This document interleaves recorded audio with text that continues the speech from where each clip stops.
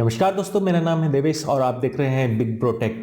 तो भाई, कल की वीडियो में हमने बात की थी कि कैसे एक बिजनेस को प्रॉपरली रन करने के लिए बिजनेसेस को अपनी कोर कंपटेंसी और अपने कोर काम के अलावा भी बहुत सारी चीज़ों का ध्यान रखना पड़ता है। बिजनेसेस को तरह तरह के सिक्योरिटी रेगुलेशंस का ध्यान रखना पड़ता है, तरह तरह के साइबर लॉज का ध्यान रखना पड़ता है, तरह तरह के लोकल लॉज का ध्यान रखना पड़ता है, ताकि भाई सारी चीज़ें सही सही से चलती रहें और बिजनेस चलता रहे, बिजनेस में कोई इंटरप्शन ना हो। तो भाई, इस वीडियो में हम बात करने वाले हैं AIC ट्रायड के बारे में। AIC का फुल फॉर्म होता है अवेलेबिलिटी, इंटीग्रिटी एंड कॉन्फिडेंशियलिटी। इस वीडियो में हम इस कॉन्सेप्ट को बिल्कुल आसान भाषा में डिकोड करते हैं।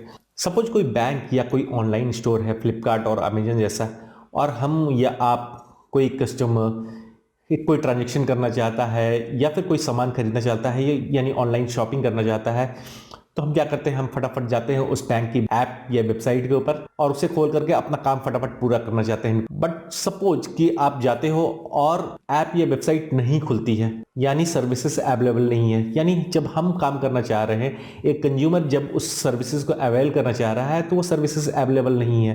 तो नॉर्मली क्या करते हैं हम लोग, नॉर्मली हम कहते हैं कि भाई अगर कोई उसका ऑल्टरनेट है, यानी अगर हम फ्लिपकार्ट के ऊपर शॉपिंग करने वाले थे और फ्लिपकार्ट की साइट नहीं खुली, तो हम चेक करते हैं अमेजन खुल रहा है या टाटा क्लिक खुल रहा है कि नहीं खुल रहा है। अगर इन दोनों में कोई चीज़ खुल रही है और हमें सामान मिल गया उसी रेट में, तो हम कहते हैं चल भाई इसी से ले लेते हैं, क्यों झंझट लेना फ्लिपकार्ट का।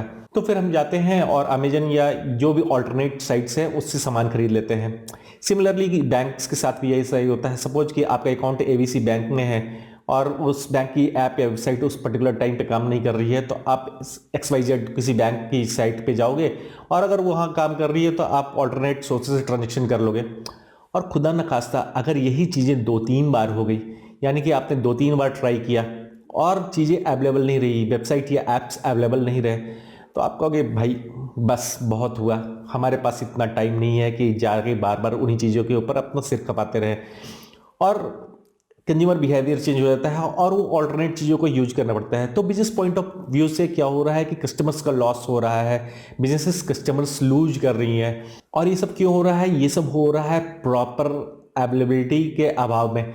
यानी कि जब हमें सर्विसेज लेनी थी तो सर्विसेज अवेलेबल नहीं थी, तो भाई नहीं थी तो कस्टमर स्विच कर लिया। अब भाई ऊपर ऊपर देखो तो लगता है कि भाई क्या ही है, वेबसाइट या ऐप अवेलेबल करा देते, इसमें कौन सा रॉकेट साइंस हो रहा है। बट एक्चुअली ऐसा नहीं होता है। एक ऐप या वेबसाइट को 24/7 यानी 100% टाइम अवेलेबल कराने के लिए बहुत सारी चीज़ों का ध्यान देना पड़ता है। यानी कि उसका बैकएंड पूरी तरह से इंटैक्ट हो, पूरी तरह से रन कर रहा हो, यानी कि उसके सर्वर्स बिल्कुल अच्छे तरीके से काम करेंगे, सर्वर्स के ऊपर जो ऑपरेटिंग सिस्टम है वो बिल्कुल अच्छे तरह से काम कर सकेंगे, जो वो जिस डेटाबेस से लिंक होंगे वो डेटाबेस पूरी तरह से फंक्शन कर रहा होगा, उसकी इंटरनेट कनेक्टिविटी बहुत अच्छे से काम कर रही होगी और उस सर्वर्स को जितने लोड के लिए बनाया गया है उसको उतना ही लोड मिल रहा हो। अगर उससे ज़्यादा लोड मिल रहा हो तो डेफिनेटली वो काम नहीं करेगा। अगर हम इंटरनेट कनेक्टिविटी की ही बात करें तो इंटरनेट कनेक्टिविटी में ऐसे नहीं कि बस इंटरनेट कनेक्टिविटी काम कर रही हो। इंटरनेट कनेक्टिविटी के काम करने के लिए उसके नेटवर्क के सारे कंपोनेंट्स यानी routers, switches, proxy servers, DHCP servers, DNS servers, firewalls इत्यादि जो उसके सारे कंपोनेंट्स हैं वो सही सही काम करते रहने चाहिए, तभी प्रॉपर अवेलेबिलिटी होगी।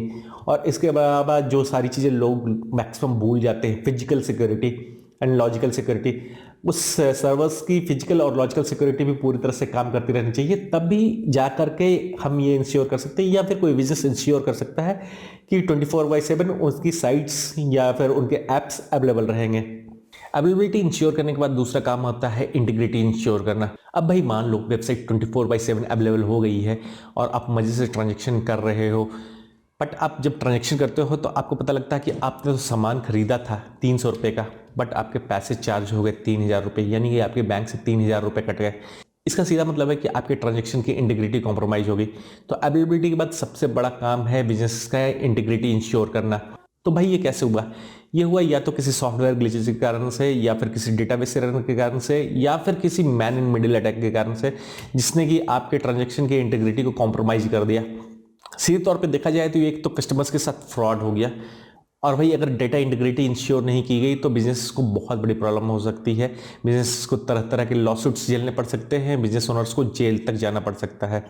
इंटीग्रिटी मेंटेन करने के लिए ये जरूरी है कि हार्डवेयर, सॉफ्टवेयर और कम्युनिकेशन मैकेनिज्म एक साथ सही तरीके से काम करता रहे। डेटाबेस में स्टोर डेटा और डेटा इन ट्रांजिट सपोज कि कोई कस्टमर है दिल्ली में, उसने ऑनलाइन शॉपिंग की जिसके सर्वर्स होस्टेड है मुंबई में, और उसने ऑनलाइन ट्रांजैक्शन की बैंक से जिसके सर्वर्स होस्टेड है बैंगलोर में।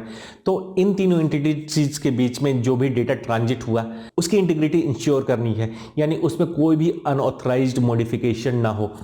मोटी भाषा में कहें तो कस्टमर्स जो सामान खरीदना चाहता है उसे वही सामान मिले, और वो उसके बदले में जितना पे करना चाहता है उसको उतना ही पे करना पड़े।